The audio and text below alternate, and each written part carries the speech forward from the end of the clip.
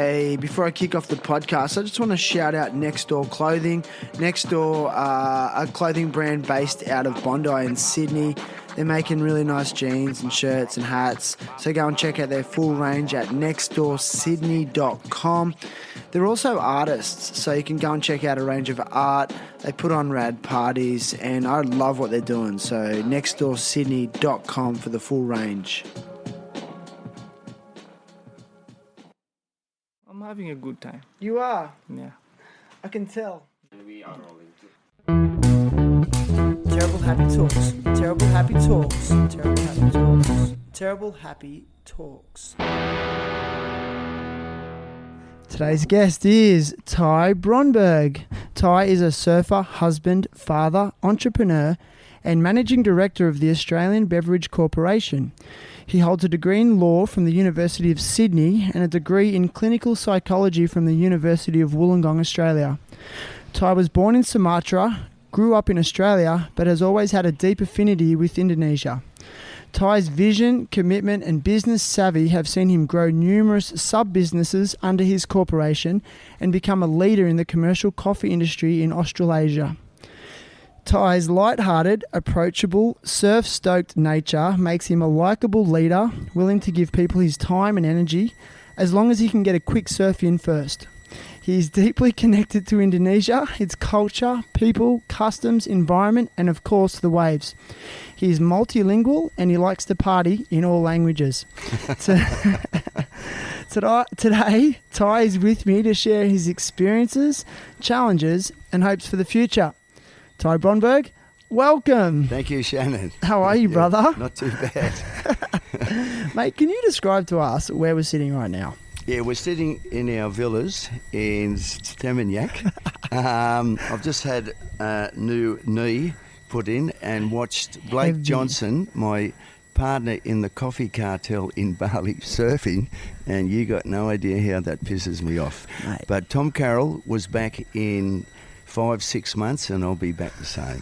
So I told Blake to get as many waves as he can because when I'm back he's getting none. Mate, that's it. He didn't ask her to get behind the camera and take photos of him, did he? Yeah, he did. He did? He's an arsehole. That's right.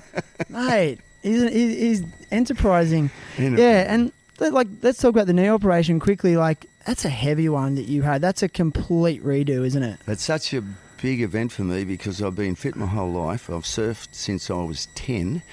My parents moved to Australia and they bought a house on a beach in Wollongong because my dad got a job with BHP and moving from Sumatra. Nice. Anyway, and I didn't realise that where we moved to East Corrimal, and there was a left-hander and a right-hander, and I've surfed 300 days a year since then. No way. Every year, still now. That's crazy, man. I love it. But it's not just surfing. When you run the corporation, it's getting bigger and bigger, and you get out there and you have no phones, no laptops. Even if there's no waves for a while, you bob up and down and look at nature. Sort of, I don't know whether you say it's a spiritual thing, but it's a connection with nature that you only get in the rainforest or on the surf. Mate, I'm going to get deep straight away. Do you feel that surfing has been integral in your success as a businessman? It has helped me significantly in terms of dealing with a lot of the, I wouldn't say the bullshit, but, you have to put up with a lot of the corporate shit, you know? Yeah. Like when we got the biggest deal in Australian corporate coffee history with Macca's, and we didn't know what we were doing, to tell you the truth. And they awarded us the deal for the new rollout of coffee into Macca's in Australia. Anyway, and you come home and you say to your wife, we just got this deal, but I've got no idea how we're going to handle it. You better put the house in your name. We'll probably lose the lot. So you went all in? All in. Mate, like, how do you deal with that kind of pressure? Oh, no, well, you know, it's like I build a few houses too, and I'm not a builder, but you just got to build the footings, and the same in the company. You just sort of start the rollout and you hire good techs. I think the thing that's helped me the most is to know not how stupid you are, but what aspects you lack, the skills you lack, and to hire good staff. All right. That's the smartest thing I've ever done and because when I was working in the courts for a while, we had bosses who hired people that weren't as smart as them to make them look good. And I do exactly the reverse. I hire people that are way out of my league and they take the pressure. Yeah, right. That's I've actually heard that before, but I really sort of feel like you have to remove your ego a lot there and admit that you go, hey, look, I know I'm shit at that. Yeah. Like, let's But be I've always been right pretty humble guy. I've always viewed myself as a boy from the beach, East Corrimal Beach. Corrimal, man. Yeah. I love that beach. I've surfed there a lot over the years too. Yeah. It's a consistent little beach break, isn't it? And it's got a bit of everything. Well, when you're young and you don't have a car, if the wind's from the south, Bellambi, the wind's from the north, East Corrimal. Mate. So you can just surf every day. You know, and I must admit, when you think about it, and now I've surfed around the world a little bit, when you sit in the water and you look back towards the coast, and you don't see and you houses. see that escarpment. Yeah, I mean, you would have seen it before. You see the escarpment and the sand hills, so you don't see any of the houses. If you're up the left side, we call it Costa Rica. Oh, right. And, I didn't even know that. Yeah, up the left of it, where the left-handers are off the rocks and there's deep water, and then the rights come in there, and you hang out there and you could be anywhere. It's lovely. It's crazy, isn't it? But you're right. Like, really, like you're less than an hour from Sydney. And I need to be near the Sydney airport. Yeah. So you travel a lot? Work. Yeah, I travel to... we did all the hotels in Tahiti. We do Burger King Fiji. We do a lot of shit in New Zealand. And then you got to go to the global meetings in Europe where you have to put on the jacket and everything and pretend you're the corporate guy. Mate, I don't know you that well, but I can't really picture you in those situations. No, you just got to play the game, you know, because I was really lucky to represent the best coffee equipment companies in the world in Southeast Asia. And the reason, and what is the best coffee company? The one that has the biggest market share. Okay. And that's why we do like all IKEAs and now 7-Eleven and all that corporate game. But my passion's in the speciality. Okay. But if you're going to go to work and you've got a family, you've got to pay for the kids. I've got 3 kids, and you've got to put the law degrees, 200 grand, yeah, you know, uni, and one's at, so you've got to pay all that gear. The youngest one was in the ballet, Australian ballet, and then we got to get an apartment in Melbourne and chuck 40 grand down into Melbourne to keep that surviving. It's an expensive world we live in, man. Expensive world. But the kids, you got to give them a go, and they got to do what they want to do. And so I was lucky to just be able to afford all that gig, you know. It's crazy. Yeah. So you were born in Sumatra? Yeah, born in Sumatra. And what age did you move to Australia? My mother had malaria when she was 5 months. So I was born in Sumatra, 2 months early, nearly died on a plane straight to the Netherlands. So she had malaria while she was pregnant with you. That's heavy. Yeah. But they had malaria back then 100 times, you know. Anyway, flew to the Netherlands, and so they didn't register me in the oil field in Sumatra, the Texas oil. So my dad was working for Standard Vacuum Oil, Texas. Gotcha. And my mother was born in Surabaya in 1924. So the family's been here for a long, long time. Wow, man. And so my first language was, not that I know that much Bahasa, but, you know, I know all the nouns. As a child, you know, the kamar kecil, that's the toilet. Yeah. And pisang and all the nouns. So I knew that when I came back in the late 70s, it was amazing how much of the language I still knew. No way. Anyway, and then we moved, then they came back to Sumatra, and then the brothers and sisters, my dad and mum wanted us to go to uni. Well, there was no schools in Sumatra at that stage. Okay, so that prompted the move to... Well, they could have moved back to Holland. Texas he didn't want to go back to because they got guns and bullhorns on cars and shit. Anyway, and to Norway. But when you live in the tropics for a while, to go back to the Netherlands or to Norway or to the British oil fields, it's fucking cold. Oh, sorry. No, you can swear. It's cold, man. Swear away. It's cold. And he said no, and then he got offered a job with BHP. Right. And so, and then they bought that house on the beach. But I was in hospital in Holland for 7 months.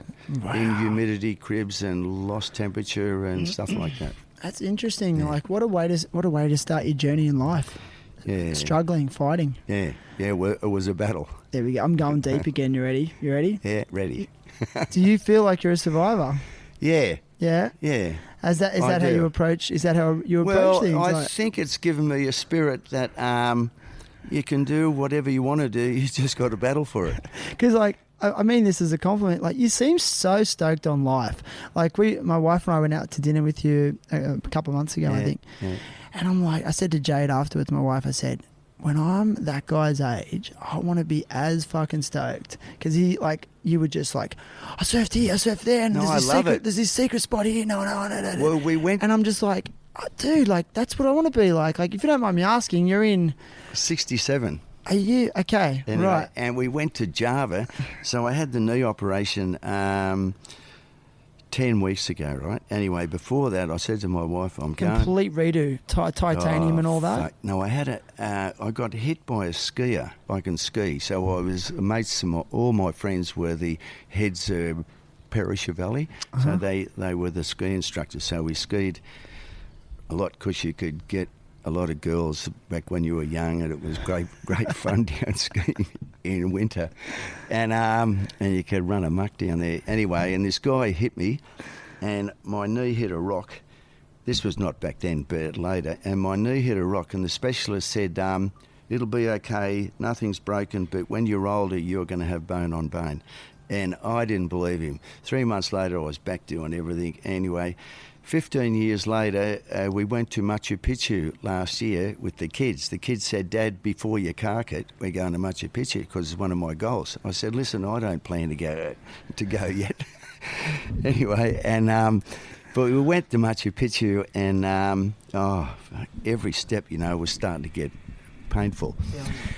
And I had the CAT scans and all that, CAT scans, I mean. Anyway, and the doctor said, no, it's bone on bone. But I rang Tom Carroll. Right. And what did he say? Well, he's had 2 knees. And he said, no, I'm back surfing 30, 40-foot waves, which I've never surfed 30, 40-foot waves. Anyway, and I said to the specialist, after I have this done, can I surf 30-foot waves? He said, no worry. I said, great, because I couldn't beforehand. Anyway, so I've had it done. But before I did, I went to Batu Keras in Java and surfed there. Anyway, and how was it? It was pretty small, but this guy said there's waves down the coast 2.5 hours away, and a guy called Austin Langridge came with us. He just happened to be there with his son, didn't know him. Anyway, we surfed probably the best surf I've surfed in 20 years. What? I got 6 to 8 foot, 10-foot sets, and coming over the top, it was just awesome. And he happened to be a friend of Tye Graham, who runs a lot of businesses here in Bali. Anyway, I surfed that before I've had it done, so I'll be back. Mate, you will be back, I can tell. Yeah. My mother-in-law just had the same operation, actually. And, but they just they cut the knee right open, and then she said that they hammer a titanium rod into the femur. Yeah. Yeah, and, I mean, she said the pain afterwards was, like, excruciating, horrific. The recovery, like, the first few weeks. But she's like, I've actually got more confidence in it than I did beforehand, which is, I guess, what you want. She's exactly. Like, the muscles are building up again. Well, I spoke to a lot of skiers who've had it done, rugby players, and they've all come back. 98% come back, but the whole game is rehab, exercise. So it's got to be on it. I went out to Kuta Reef. And I swam from Kuta Reef to the airport. Today? The new one. Yeah, and back. Today? Every day. The swell's pumping today. No, but not out to sea, in the lagoon. Yeah. Oh, okay. Yeah. Across the bay. Yeah, I go right up and back. No way. 2Ks, See? 2Ks, and then you got to walk and run and push, and you got to push yourself. And yeah, So isn't it amazing? Like, because you've got a passion. Like, if you I'm didn't, going to get back to surfing. if you didn't have a passion, would you be inclined to I go and wouldn't do be that? going as hard. Yeah, and I had a realization probably about 6 years ago. I hurt my ankle really bad, and I had to have 2 ankle surgeries. Like the first one, they didn't fix it. Then I had to go in again, and this injury just wouldn't go away, and it just it niggled for 5 years, And I had this realization of like, oh shit, like is this going to ruin like the things I love to do? Yeah, forever. And then it was like that was it. I was on researching diet, rehab exercises because I was just like it scared the absolute shit out of me. It does. But I was thinking like if I wasn't into something physical, and so it's more than physical surfing, it's spiritual as well. But I don't know if I would have had the same drive. So, and do you feel that's what's driving you at the moment? It'd just devastate me if I couldn't surf again. Because I live on a beach. You do? Oh, and just to go down there and watch other people, and I just think, you're kidding. That's why it was the biggest psychological challenge I probably ever had, was to have it. Really? Oh, just no. to go bite the bullet and Yeah, get it because done. I could surf all right until I had it. Austin even said, Langridge from the Gold Coast, who was in the QSR, he said before I go, geez, mate, you got 3 howlers. And I was just stoked getting them because I thought they might be the last 3 howlers I ever get. Just committing. How have your boards changed over the years? So what are you they've riding at changed. the moment? So I've got, I used to surf like, back when we sort of started, it was 6.3s and 6.4s was the go. And I surfed... Thrusters? Twin Yeah, fins, single thrusters. fins? Yeah. Thrusters. And I surfed over here for a long, long time. Marty Kasim, who owns Single Fin, and a really cool dude, So when we came over first, he was I became really good friends with Gary Elkington, who was one of the legends in the world, Congy. And Robbie Page, who who facilitated with Quicksilver in France, Chris Byrne, and all that crew, So we used to run amok here, man, and surf everywhere. Are we talking the 70s, 80s? 80s. 80s. Then. Oh, my God. Anyway, dude. and you'd go to Coota Reef, and you'd just surf with Kong, Kasim, me, and one other, and that was it. No way. And you'd watch Kasim surf, and you'd think, fuck. Was he just on another level? I just hope I can fucking surf as good as that guy. He fucking just destroyed it. Like- And he was good at night and day. So he partied hard. Fuck, he So was because that's what it was about then. Like he was a champion. you had to be able to do both You had to do both. to get the street cred. You had to go out Friday night and come home Sunday morning, and then get the best wave of and the then day. paddle out. And then paddle out. Yeah. So it was like was Coota Reef your go-to place? Back Shane in the day? Horan had a house here, so I stayed there for a while too with Chris Byrne and Trent Piper, and that was a carnage house too. Anyway, with what's the name had come in, the biggest wave surfer. I just forgot his name. Back in the day. No, he's still a good. The Newcastle guy. Anyway, Ross Clark Jones? yeah, Ross Clark Jones? Ross Clark Jones who'd come in. Yeah. Anyway, and we'd party all weekend, and then we'd come home at 6 o'clock, and I knew the swell was big, and I said, "Colin, we'll get our boards," and they just paddle out, Noosa Dua say, and it was like 8 to 10 foot, and they would destroy it. I would hope I got back in. Yeah, right. They're just charging it. Charge. No sleep. No sleep. So, like, I'm just so curious, like, so you back then, if you came over here, you were sort of hanging in Coota, and then would you do your trips down to Uluwatu, too, or would you just... We'd go Ulu, and there was just a track in the early days. There was just a bike track, and it had a lot of rocks, rough rocks. And you go in on the bike. One day I've gone in, and I looked down at the key on the bike, and the key had, because it's so rough, the key had fallen out. It vibrated. And I couldn't turn the bike off, and when I turned it on, I couldn't start it.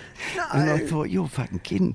And the surf's like just 4 or 5 foot and just benign, beautiful, just fun. Yeah, yeah. Absolute when you can just frolic. Anyway, and I thought, you're fucking kidding. The elements are against me. Anyway, a couple of Balinese kids near me, and I showed them like 100,000, and that was worth a fortune. Oh, mate. Anyway, I said, if you get the key, I'll go for a surf. So there was one other guy out. There was just me and one guy out. At Ulus. Yeah. Sounds And I surreal. surfed for about 4 hours. It was just beautiful. You know, where you can just have fun. Yeah. Anyway. No anxiety that there's No. like going to be like an 8-foot set Yeah, behind exactly. it. No, it was actually, I was hoping for some bigger sets. It was one of those surfs. Anyway, and I've come back in and they found the key. Sweet. And I was wrapped. It would have been. But that was what it was like back then. Yeah. But down Canggu too. Canggu, there was no wurrungs. And the first guy who built a wurrung, and he's still there. I went down the other day and we give each other a cuddle and everything, because we went up to Marty's wurrung back then in BMO Corner. Was the only good place to get a jaffle and a milkshake, and when you can eat the bum out of a low-flying duck after you surf for hours. Anyway, and so we went up to Marty's wurrung, and Peter, who's married to Marty back then, we said, Pete, we want to buy a jaffle and a blender and a couple of things. So we bought some things, and he built the first wurrung at Canggu. And we used to surf the lefts off the temple. And because the wall wasn't there then and everything, and some days it'd be just awesome, like the pipeline down the coast in Australia near us. Oh, yeah, Blackrock. Yeah. Anyway, well, that's what it was like back then. Do You know what I mean? Do you think the beach has changed? Like, since the development? Like, is that left as good as it was? No. Doesn't. I mean, because the backwash and things have changed a bit there. Yeah. And plus the crowds changed everything.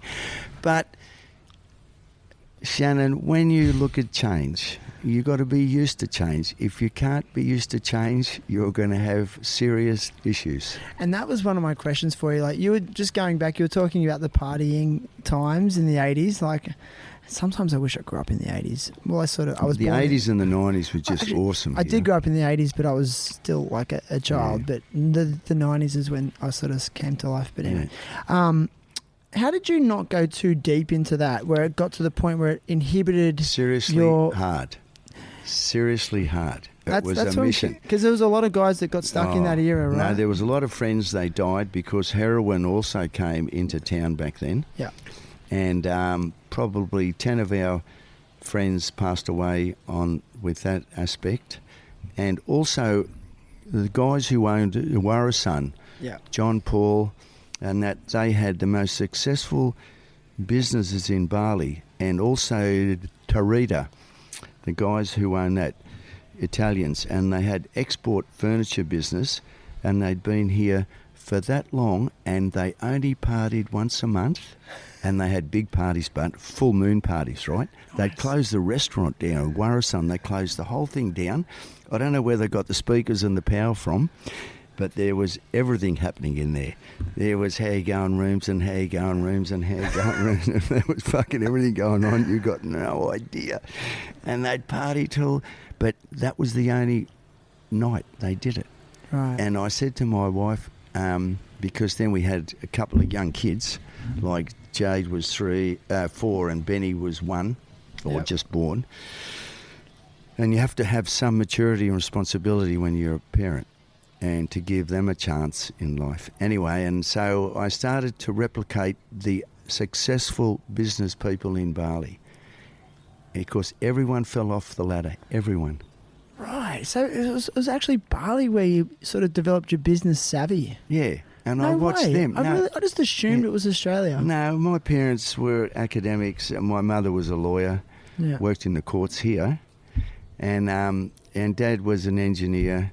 And he just wanted to talk about the relationship between philosophy and mathematics at night, and Greek philosophy, and play chess and bridge.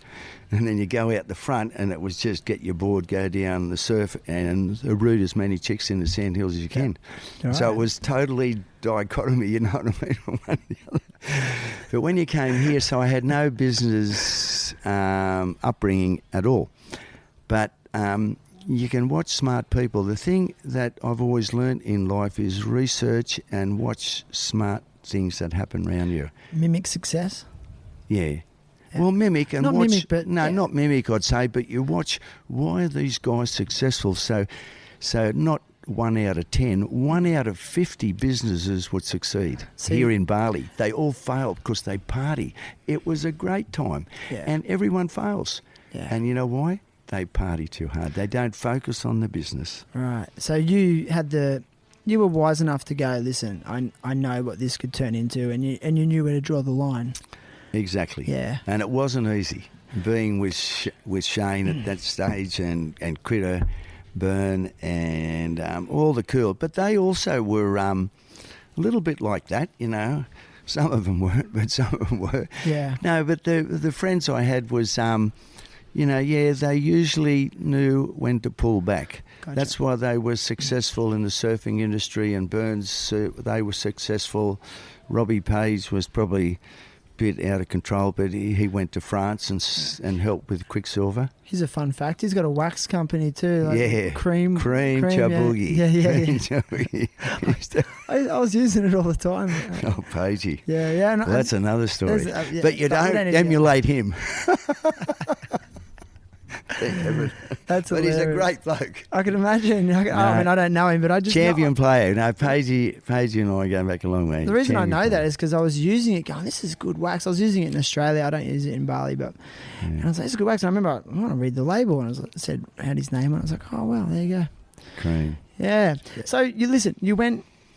You grew up in Australia. Let's go back a little bit. So you grew up in Australia. Went to school in Australia. Did your and then did you transition straight from high school to university? Yep. And that was, you said your parents were academics. So well, they pushed me, you know what I mean? I didn't really want to, I didn't know what I wanted to do. I just wanted to surf. Yeah. Honestly, all I wanted to do was surf.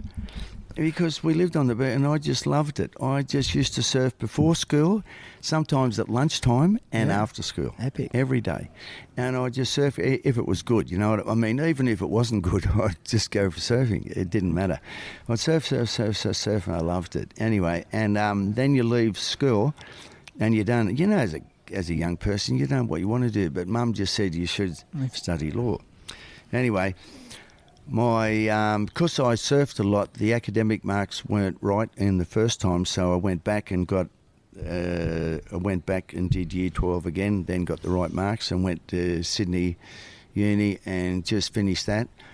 Worked in Phillip Street 1 year doing wills in the States. You know, when you start law, you do just the lowest jobs, man, and you come from the beach and you just think, if I do this for the rest of my life, it's suicide, you know what I mean? Stack of paperwork. I'm not doing that shit. Yeah. So I went to Byron Bay and we bought 100 acres in Mullumbimby.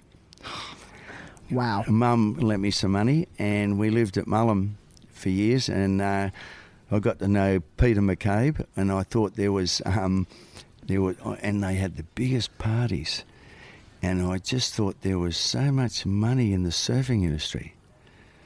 But little did I know there was other things happening. Yeah. That it was unreal up there at that time. It was like going to school again, university, where you learnt vegetarianism and Buddhism. Not that I was a total I was for many years, 15 years. Because there was a real movement going on up there. There was the hippie movement. Yeah. It was unreal. And then so we lived up there for years and years in the hills of Mullum, which was just fantastic. That's so beautiful up there. And Richo lived with us for a while. He was one of the... He could surf. He's in Wollongong now. He's from the Gong. And he's from the Gong, yeah. Yeah.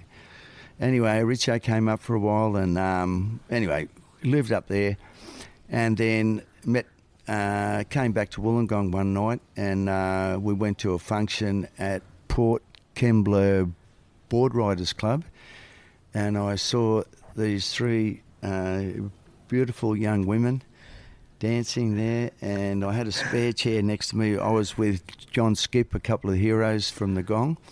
Anyway, John Skip's a legendary surfboard shaper, for those that don't know. Yeah. Exactly. Anyway, and she looked at me and I snapped my fingers and pointed at the chair next to me, and she stuck her finger up at me, and I thought, fuck, now I've got to go up there and fucking say, how you going with Richard? Went up there. Anyway, it was the most wonderful thing that's ever happened to me. She's been the pillar of the family, I've been the pillow. Yeah, she was such a good girl. She's so stable, beautiful, yeah. Anyway, that Still was together? Change, yep. How many years is that? Oh, fuck you, too many. Well, I'm 67, so probably about 48. Not that we married back then, because we lived together for 10 years in Byron and ran amok. Started coming here, ran amok.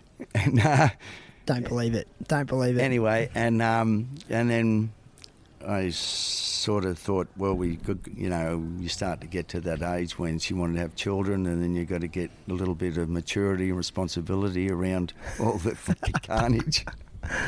Oh, yeah. Oh, yeah. So, how did you know she was the one? She had Apart from, like, class. No, she had class. Because she stuck her finger up at you? Yeah, no, she was a fox. She was one of the best-looking chicks in town. But that wasn't the only thing. We've had a lot of them. But she also had, when you went round to her parents' house, and they wouldn't let me go round there, first I wasn't allowed to pick her up, because the first time we pulled up out the front with John Skip and the boys, Bob Marley going on the radio in a black Valiant with 6 boards on the roof, and we pulled up, and her parents are that straight you got no idea. Anyway, we pulled up out the front, and she's up in the car, and I could see the look of the father. Oh, it was like death look. Anyway, so I had to pick her up down the road for a year, but then he realised it was going to happen, and so I got invited round there. But I had hair. I had hair down past my shoulders, like you did back in those days. Mate. But he didn't know I had a law degree and I was a decent bloke. He didn't give me a chance. Anyway, once he got to know me, he loved me. But she had class, like her clothes. She always wore minimalistic and class. Okay. She's brought the to children up beautifully. Yeah. Honestly, she's allowed me to flourish. She's been the backbone. Are you as in love as you first were back in the day? She's a champion. You're still as much in love? No, she's still fucking... Honestly, she's just... I'm so lucky to be with her.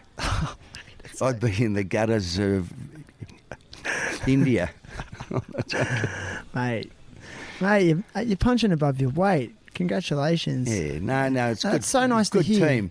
And the kids she's raised the kids really good. So we have 3 children, and they've all represented Australia. In what areas? So Jade has made movies with the Olsen twins in the United States. She was on Home and Away and Breakers as a young girl, and she breezed through law, just come first and everything. Then Benny's also a lawyer, but I actually failed in that aspect because I've told them from very young, don't study law. And I'm not joking. I said, why? Because I wanted them to do their own thing. So I said, don't study law. Do something that you really love and you want to do. And something that's your own? Yeah. And I said to the girls, very important with the girls, and I said, girls, you study something that you love and that you're independent. So if the boss touches on you on the arse, you can tell him to get fucked, and you can go like a pharmacist, or you're not dependent. Gotcha. Yeah. Be your own boss. Anyway, so Benny played football, with the round ball for Australia. Soccer. In the under 21s. Australian team? Yeah. Amazing. Argentina. So I was so lucky to be part of his life too, because he played against the Argentinian under-21s. I met Maradona. No way. Down in Argentina, Sorry, Buenos I just lost Aires. my shit then for a second. Maradona. He played Boca Juniors. Right. And they lost, and he of was course. Maradona was the coach? No. What was Maradona doing? No, he just loves other things. He's part of Boca Juniors. That's his club. Okay, right. So he just presented them all with a medal. Yeah, just to be a nice guy, you know what I mean? He's so legendary, though. I know. So I shouldn't tell you the story, but anyway, he went to the bar. So I'm no one. So I wasn't allowed to even sit with the Australian squad because it's Qantas sponsored squad, and they got physios, osteos, gynecologists. They got everything, and so I've And there was only a couple of parents there weren't many, but anyway, we were allowed to go to this dinner. And I lined him up when he went to the bar. And anyway, he's gone to the bar after all the presentation's done, and I went next to him and I said, Hola, ¿qué pasa? He said, oh, you're from Australia. I said, yeah. He said, which one's your son? I said, the blonde one. Oh, he's middle defence. Without him, we would have got another 10 goals. So they lost 3-1. I said, thank you very much. Anyway, he said, and what's happening? I said, look, I come from a little village down from the Harbour Bridge, about an hour on the beach, and the people in the football club want me to ask you one thing. And he said, what's that? And he thinks it's about football. And I said, they want to know whether you got any bone left in your nose. I was going to say, anyway, it's got to be a cocaine reference. He broke up. And he was cool about it? hand around me and he said, you want some? No. And I said, that's what they do down there. I know. And I said, look, I'm with my son. I've got to show some maturity and responsibility. No way. That's hilarious. And the same thing happened in... we got a phone call. This is Benny, and then I'll get to number 3. Well, she was in the Australian Ballet, which was also a lovely thing, you know. So I learned a lot about Beethoven, Tchaikovsky, and all the waltzes, and we went to all the ballets in Australia, went to the New York Ballet, which was also another journey. But it's lovely that the children bring you on those journeys. Yeah. Anyway, so this guy rings up, John Curran. I'm the scout for Manchester United. No way. And Benny played in the World Youth Cup qualifiers. Right. And in Laos and then in Thailand and I forget everywhere. Anyway, and this guy has rung me up at home and he says, my name's John Curran, I'm a scout for Manchester United. I said, hi, how you going? And he said, yeah, good. He said, I've been watching your son for 8 weeks. I said, good, that's more than I've been watching him for. How's he going? And he said, no, he's going good. He said, look, we want to invite him to go to Manchester United for a month just to look at him because he's a really fast runner. He has vision, anyway, whatever they look at.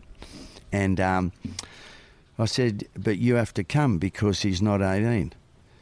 I said, when do you want that? Anyway, in 2 months. So I said, yeah, that's cool. Business class, though, we only fly business class. Well, he laughed at that. But so we went... you said that to them? Yeah. We only fly business class. He laughed Not at like, that. Okay, yeah. Did they fly business class? No, they paid for economy, but I made up the difference. Okay, yeah, just the anyway. difference. Anyway, and so they put us up at the Lancashire Cricket Club next to Manchester United's main ground, Old Trafford. Old Trafford, yeah. Anyway, and but Carrington's where they do the training, and they have, you should see Carrington, it was unbelievable. They have a beautiful field for the 12-year-old. Yeah. 13-year-olds, 14, better than fields in Australia for the national squads. Anyway, got the trainers and everything like that. We got the minder there. Anyway, and he introduced us to Wes Brown and all these guys, and then David Beckham. No way. Anyway, so, but it's not about me, of course, so I just stand back. Anyway, so the African kid was there, and Benny. Anyway, and so Benny gets a photo with David, which I can send it to you. Anyway, to see it. And the African kid, and then the African kid's dad gets a photo with David as well. Then he comes up to me, how you going? I said, no, nice to meet you. He says, do you want a photo with me too? I said, why would I want a photo with you? I'd rather have a photo with your wife while you're here. And anyway, and he loved it. And then they want to come back and have a chat with you. You know, he came back then and say, where are you from? You know, I'm just from a village down the coast and yada, I love how you call it a village. And he does too. He said, yeah, I'm from the Housing Commission state, and you bring them back to normal. I said, you're very lucky you could catch a ball. Yeah. Kick a ball. And he said, yeah, Dad took me down the park, you know, and I started kicking the ball. And I said, well, that's the same as my son. We used to go down to Balgownie soccer field because I wanted him to surf. I bought him all surfboards and everything, and he just wanted to kick this round ball. He just loved it. And so you got to let them do what they want to do. Who was his first club, Fernhill? Balgownie. Balgownie. Yeah. Okay, Yeah. that's so cool. Anyway, so that's how we met, David. Anyway, he's brought me on journeys. It's funny. And then the youngest one then was the Australian Ballet. She didn't let me meet anyone because I wasn't allowed to go backstage with all those 18-year-old ballerinas. My wife said, "You're not going backstage." Before you had kids, did you expect these kind of journeys to occur? Or is this all a big surprise? Is it a big surprise to you? No, it was a big surprise, but the best thing I did, isn't it funny, in life was study psychology. It doesn't make you smarter than anyone, but what it teaches you is proper behaviour modification. You never hit anyone. You never have. Okay. You just go to positive reinforcement, Gotcha. And you encourage things. And that guided your parenting? It guided me significantly. As a parent. And intelligence. So I did 1 year on intelligence because I wasn't that intelligent. So I don't believe that. So I did 1 year on IQ, studying monozygotic twins and dizygotic twins, and to see whether it was nurture or nature. Uh-huh. And I looked at it all and I just think, fuck, this is an equation again, like the coffee business is an equation. We'll get into that in a sec. Sure. Anyway, and so I used a lot of the research I did in intelligence on the children. So we played chess, games of no television no television at all. They could record it and watch it 1 day a week. And we just played really nice. We had friends over and nice dinners and family and chess and because IQ, when the Vietnam War finished, America had to bring 500,000 Vietnamese back to America, who helped them because the North was coming down. They would have slaughtered them. So they took them back to America. They didn't know what to do with them. So they did an IQ test on them and they were 10 points smarter than Americans. In an English IQ test, it's a bias test, right? Why is it biased? It's biased towards the English language. Of course. Yeah. And so you can do a Rorschach test. Okay. And so they did anyway, and they did 10 points better, the Vietnamese, than the American children. And they couldn't understand why are these Vietnamese smarter. And it was because they don't have toys material like the car. Yeah, it doesn't bring anything, but they played backgammon or whatever they do in China and all those in Vietnam. It was different toys, different games, different upbringing. And also, there wasn't the turmoil of adolescence. That didn't happen in half the world. We think it's a behavioural and an hormonal thing. That's bullshit. Why? Why do you think? Turmoils of adolescence doesn't happen at all anywhere in the world. And I think it's when a you're Western... saying in the developing countries, they don't have teenage turmoil. Is that what you're saying? Yes. But why? Because in our society, Western society, right, the children become, 12 and 13, they mature. Gotcha. They get... everything develops and they become men and women. But we don't treat them as men and women. So they have a grey area and we treat them like from, say, 13 or 12 when they mature, and we treat them for probably till they're 20 like they're sort of kids. Are you a kid or an adult? They don't know where they are. While and they hate in it. Africa and China and Asia, in Africa, they cut their chest a bit, put the thing, and you're a man. And you've got to act like a man. Initiation ceremony. Straight away. A ceremony. And in the Asian countries, they bring them into the businesses and their work from very young. You notice that they start working in there, so they understand responsibility and maturity, and you've got to get into life. Yeah. That's why when the migrants come to Australia, they do significantly better at uni and business than us. They're not smarter than us, but we have the wrong methodology and approach. And do you think they're learning life skills earlier, yes, basically, is what you're exactly. saying? And the right life skills, not just you're a kid, just go and watch telly and just go and play all those stupid games they do on the computers, Yeah. It teaches them nothing. And it overloads their brain, overstimulates them. And then in the wrong direction, not in pro-social activities and, Yeah. I love it, man. I mean, I see it day to day as a high school teacher. I'm sure you do. Yeah. You work in a great field that you can really contribute. No, but over here, the people that would come to your school would be open to that. And that's why I'm here. Yeah, there's definitely a lot more of that people who are wanting to get away from that model that you talk about, you know. I mean, it's not perfect, but they're trying to move in that direction. We weren't either. We just try our best, but that's why the children have become relatively good citizens of society despite their father's carnage life. Yeah. Yeah, carnage life, but it seems like you've been able to like maintain a good balance, Tye, you know. Like, it wasn't easy, let me tell you, hanging around with all those dudes. Yeah, and it's funny you were talking about like you choose who you hang around with and you gravitate towards the people that actually have a good influence on you. Yeah. And it's funny because my last guest, Tye Graham, he actually mentioned that as well. He said, you know, like he was talking about big wave surfing actually, and one of his best mates is Mark Matthews. I don't know if you heard of him. Absolute charger. Like, and described as a madman. Like Ross Clark Jones back in his Chargers. Yeah. They don't care. And he was saying like people think he's a madman, and he kind of is, but he's actually one of the most intelligent people he's ever met. And he's like, so when he's hanging around him, you know, sometimes he'll be like, hey, listen, we're in Indonesia now, but there's a swell about to hit WA. We're on it. And so he's like, oh, okay, I'll just come along then. And before you know it, he's getting towed into 20 foot right at WA, you know, like, so he said, but he's also applied that to other aspects of his life. Well, he has. He's been very successful. I've watched a lot of people here in Bali come and go.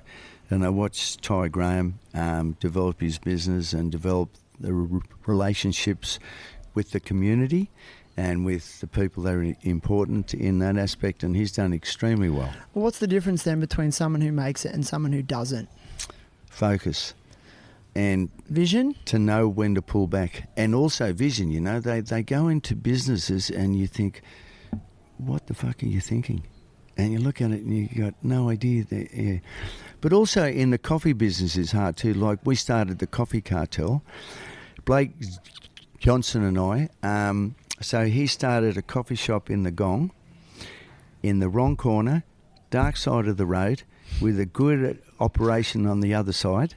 I didn't know him, but he was a friend of one of the kids, and I bet everyone in the company he'd failed. He didn't get the coffee from us either, which pissed me off more. That's right.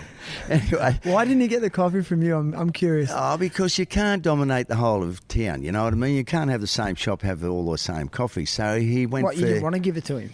No, I did.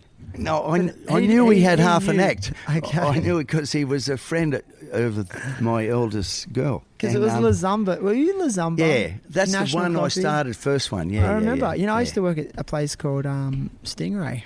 Oh, yeah. Back in the day. Yeah, well, Stingray, Michael Bolt, he played for St George. Well, the Steelers. Steelers back then. Yeah. Well, Michael's a good bloke.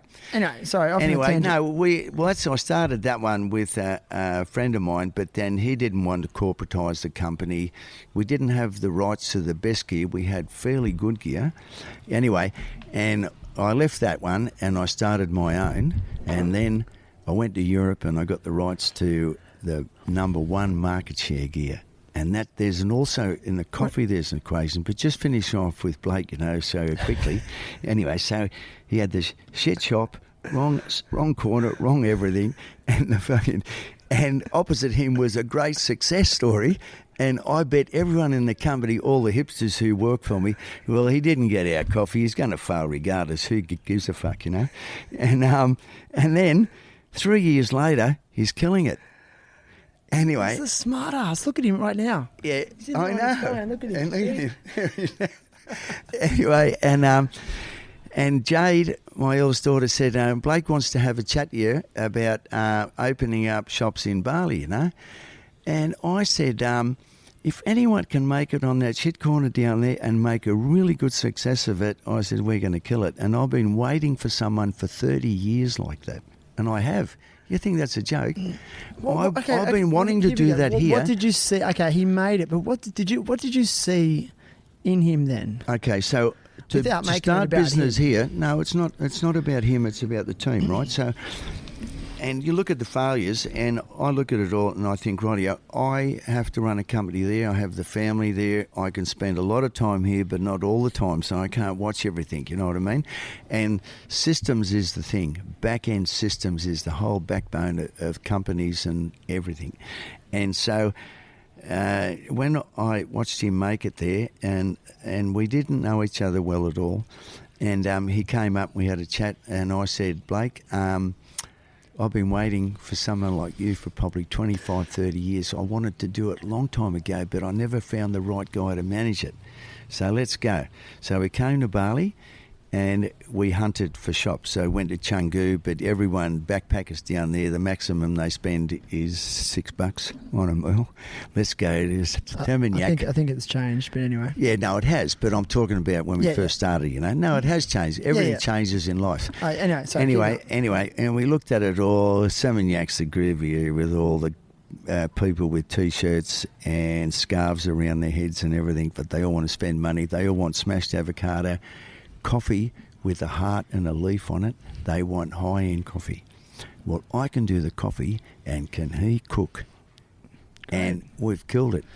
They're so successful that we start number 2. Now we're going to start number 3. Now we roast in Bali. We supply Dharmaria and a lot of the stores, and the business is going off. And my wife said, "You're mad doing that first place." And now she says, "Oh, I think that was my idea, you know, you do that." She's claiming it. Yeah, she's claiming it. So here's my question for you.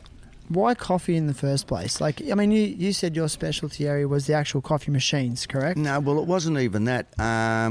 It just came because the godfather of my eldest child, who was my best mate, his business was going down in another area, and he came to me, "Let's start coffee." And I said, "No, I don't even drink the shit. I hate the shit." And I'm happy with, I was working in the courts, and I was really happy exporting hundreds of containers out of Java, furniture. Right. To Holland, Noosa, Double Bay, and I had a couple of businesses myself in Australia. That was another business that just went off from John Paul. So I bought off the Italians. Wow. And high class. Okay. And I've furnished all the doctors and lawyers in the Gong and different... Anyway, very high-class furniture. Anyway, that was so successful as well. Coffee. So then, anyway, got too busy. I couldn't run 2 things at once. It became I had no time for the family. So this guy offered me... I started it with nothing, and he said, I want to buy the furniture business, 300 grand. But back then, going back in the 90s, 300 grand was a lot of money. I started with nothing. And I said, "But you got to come to Bali." Part of the contract was that he'd pay for me to go to Java and everywhere, show him how to do everything 5 times. I said, "Give me the 300 grand, fucking done." Anyway, because I was over it. It was like, because more people were starting to import then. I was one of the first. You know, low-end Bali shit furniture came in, and the knickknacks and everything, and then it's enough. You've got to know when to get in the business, when to get out. Okay.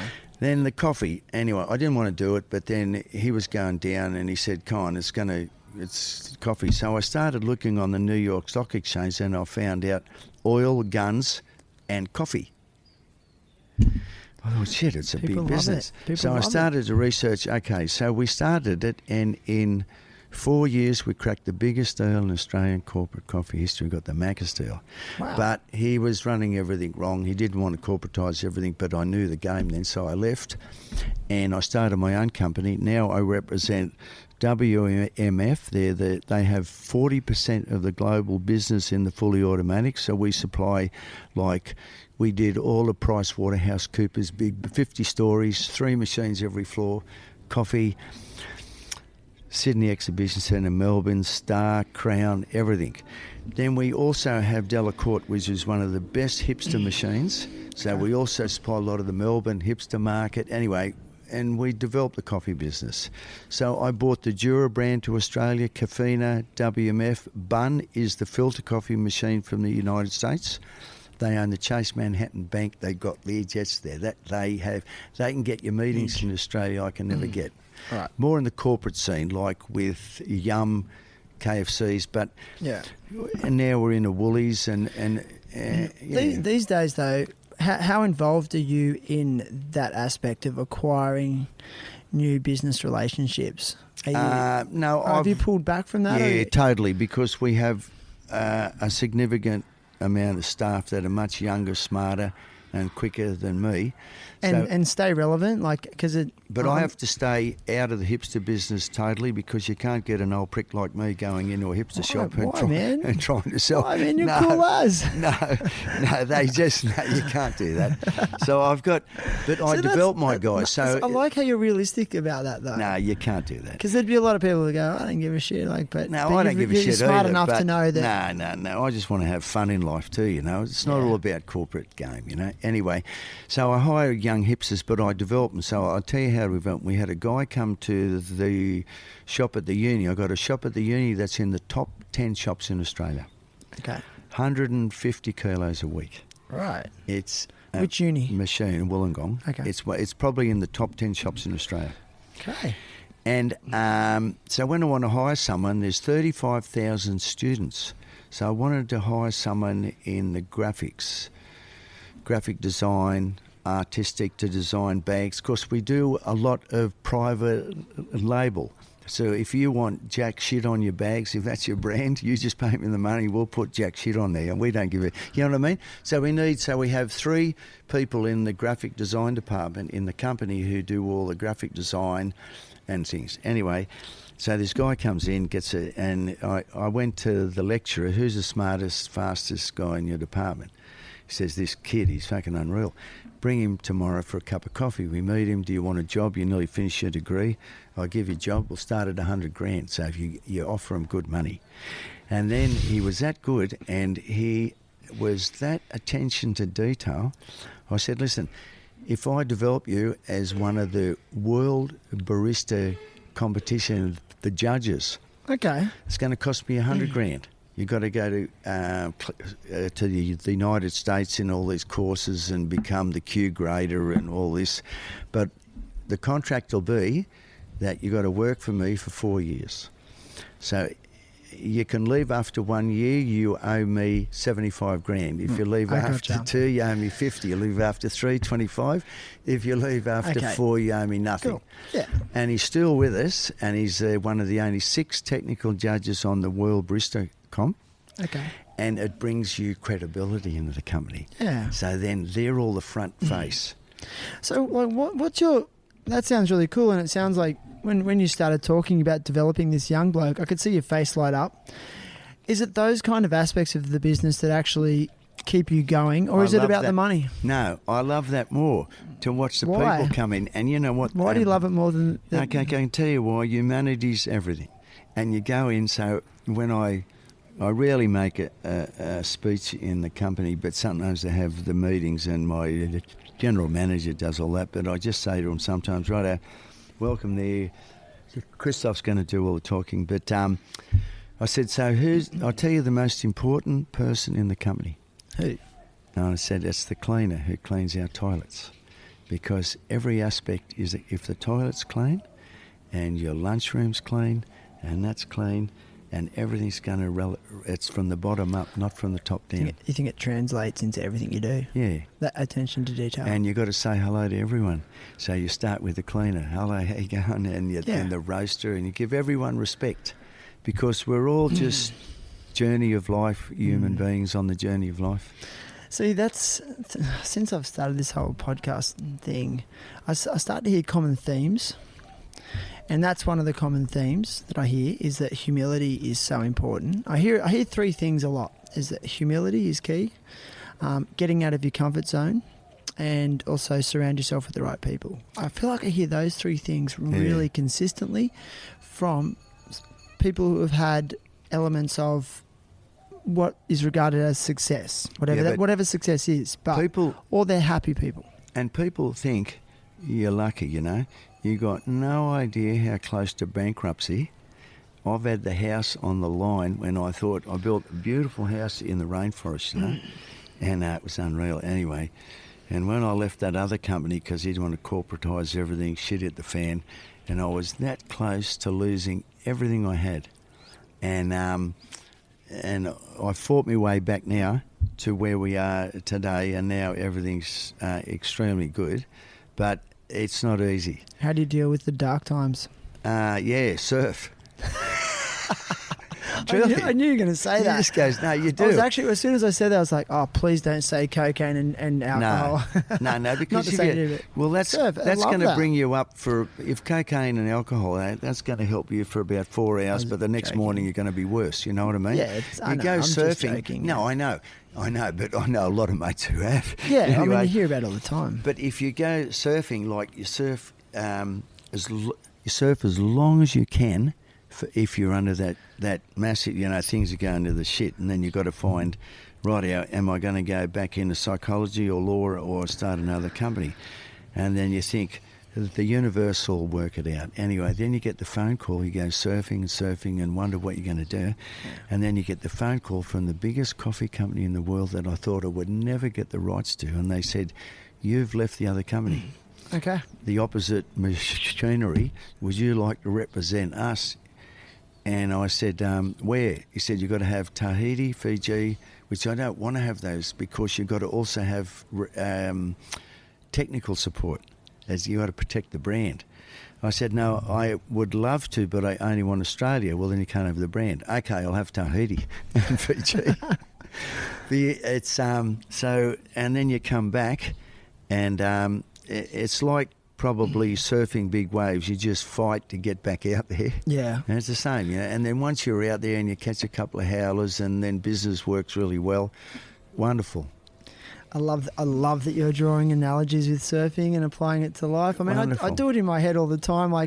And there's some really cheesy cliche sayings that I say to myself in my head. Like, I heard a quote once, like, oh, you can't stop the waves, but you can learn how to surf. Like, as applying when things are going tough in life. And it's a cliche, but it is true. It is. No, it's bring me a lot of peace. Has to it? be honest. Yeah. Really significant amount of peace in terms of, when you come home from meetings in Melbourne with corporate shit and you just got 1.5 hours before it gets dark, and we live on a beach, and I just think, I'm just going to go up the rocks, and even though the surf mightn't be fantastic, just get out there. Just 1 hour and you come home and you just feel that good. I don't know whether it's the positive ions or it's just been in the water or whatever it is. Yeah, and there's magnesium. And you come home and my wife thinks you're happier than when you smoke a joint or you have a glass of red. So true. Yeah.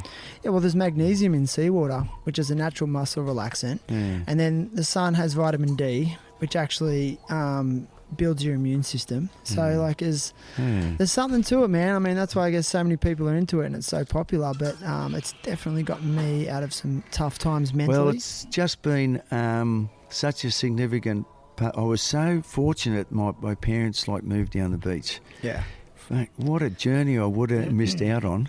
That is it. That is a good... It was just lovely. It opened up a whole aspect of life that you could keep fit, meet such wonderful, cool dudes around the world. Same people that think, you know what I mean? Do you feel like travelling the world, surfing various locations, and you meet other surfers? Do you still feel a brotherhood connection with them? Such a brotherhood. You can connect. I buy coffee from Costa Rica, say, right? We buy 100 tonne out of Costa Rica and thing. You go down to the farms and all that business, and then you take your board, go for surf. And you're just out the back and you say, hey, how you going? Or hola, que pasa, or something. It'll be an American. He's got a house just in the jungle up there, and you listen to their stories, and you can become brothers with so many people. Yeah. Not everyone's cool. But in life, not everyone's cool. Not that I'm always cool either. Yeah. They might think I'm dickhead, But anyway, but you meet so many lovely people in the water that you connect with. Yeah. Yeah. It's pretty special, man. And I'm going to ask you a question. Now we're talking about surfing again. How do you feel about the state of surf etiquette and surf culture? After being a surfer for so long... Yeah, no, it's significantly changed. I don't want to go negative. No, it's significantly You're telling me about changed, surfing Uluwatu with 4 people. And now there's, 150. I mean, so, you said at the start of this conversation that you have to adapt and you have to progress and change. I mean, so how I adapt with that? How do you adapt to that? It's as hard. A surfer. So I just go with Chris Byrne and Rodriguez. A couple of blokes live up there, and Made Lana, and you just go right up temples and further up. Secrets and beyond. Yeah, secrets, and you might only get 4 lovely, peaceful waves. I'd rather have 4 lovely, peaceful, average waves than fight down there. Yeah. And Sarangan, that's another spot near here, in October, November and February, March. Happy place for you? Happy place. Is it? You get so many waves because there's no carnies people come at that time of year. Okay. And you go out there at 6 o'clock in the morning and there's 3 people. Okay. And the surf's often 9 out of 10. Yeah, right. It's just but you got to hunt. I'm still a hunter. A lot of my friends, they don't hunt anymore. I was going to say, like, do you think this, like, the search is continuing? Yeah, I still hunt, and I'll watch a lot of people, younger guys, and they go out at Ulu and Bingen, Balungan and Sanua. But if you hunt, we go way up the coast past Sanua, and I know when the low tide, and it's 1 hour, but if you try, you'll find it. See, the magic's still there, and it's talking about Ulus again. Like just the other week, I paddled up the reef. I won't say exactly where, but I went, I'm just going to go for a mission, and I had to paddle for probably an extra 15, 20 minutes, and the waves weren't quite as good, but they were still pretty good. But I honestly was sitting there, and I'm looking at those cliff faces and looking around. I could have been a million miles away. That's the beauty of it. But I'm in one of the most popular surf spots in Indonesia, and I was just like, there is magic here. I mean, and you can find it. You just have to look a little bit further, and I have to always personally talk to myself about not getting in that negative mindset of the crowds and whatnot, because in reality, other people are just trying to do what I'm doing, and it's like, let's maybe change the culture a little bit by, I don't like the carnies, but when you go out and there's fights start and you watch all that. I go in now and I see that's anathema to everything that I know about being part of that. Yeah, and that's where I'm at with it. I'm with you. Like, I feel like riding waves is like 1/3 of surfing for me now. The first third is actually just going there and looking at the ocean and checking the surf, talking shit with your friends. The second part is, walking down, paddling out. Like, I love all that. And then the third part is catching waves and sitting out there. And so, like, I'm like you just said, like, I had 4 waves, but they were 4 beautiful waves. But you got all those other experiences. But I feel like people just get so fixated and like, I've got to get the best wave. And if I don't, I'm just got the shits. And it's like you don't get it. Like, it's and then it's easier to say, let's go to Java. So they wanted to go to Java up to that Batu Keras place, and then someone says there's a place further out of here that's going to have unreal waves. And it's so easy to say, nah, I'm just going to go at the front. Gotcha. And you got to have that child in you. Never lose the child in you. That's the secret. Dude, that's epic. That's the whole secret, truly. It's almost actually a good way to end this. I don't want to end yet, but like... Never lose the child in you. Never lose the child. I love that, man. It's been epic. It's been well over an hour. I didn't think we were gonna go that long, but mate, never lose the child. Thank you very much. But never, it's true. I'm going to tell, that's my journey is, but my wife said, you're still so childish. Dude, I can tell you've got it because, like I said, I don't know you, and I think we surfed one day at Padma. Yeah. And you probably don't realise this. I actually remember, I know you from Wollongong. You don't know me, but I've seen you around, and I actually have this, because I've got a really weird memory. I remember the weirdest things, and then I forget things that I should know. But when I used to work in this particular cafe at Stingray there, I actually remember you probably coming in and out a few times, but I don't think I ever spoke to you. I was just like a waiter and a barista. And and I've always just noticed you just seem to have this like half grin on your face all the time. Are you known for that? They always say the smiling assassin. They always say you're always happy. Is that I said you wouldn't know what's going on inside. It's carnage. Yeah. Is that the same smile you give to people when you snake them? Yeah, exactly. You do. You can't get angry at someone who's smiling at you. You just paddle in. You just give it up yourself. But that's what the Barlow surfers do. Like, because I feel like the Balinese, they surf so good, but they don't really take it that serious. They just think it's a big game. Well, it is. Yeah. And like, there's been so many times they've either snaked me or dropped in on me, but they're just like smiling and or sometimes they actually want to ride the wave with you. Like it's not because they just want to be on the wave with you. The whole secret is take off, dude. And it's like just have a go. And they're smiling, and it's like, well, I just can't get angry. That's good, man. All right, brother. Well, you've got a flight to catch back to Australia. Yeah, I've got to go tonight, but I'll be back. Blake's going to New York, so I'll be running the show in Bali. You're coming back to Bali? Yeah, I've got to come back soon and be mature and responsible and run the cartel business. I'm back on the tools. You're gonna love it. I'm back on the tools. Mate, I'd love to reignite my barista career and just come and do a celebrity shift to make a few coffees, but it'd probably be shit. No, it's fun. Mate, fun. Thank you very much. Thanks for your time, Tye. Lovely to be here. And man, I look forward to catching some waves with you. Thanks, mate. High five, brother. Cheers. High five. Yeah. See you, mate. All right, mate. Bye-bye. Safe travels, brother. Thanks.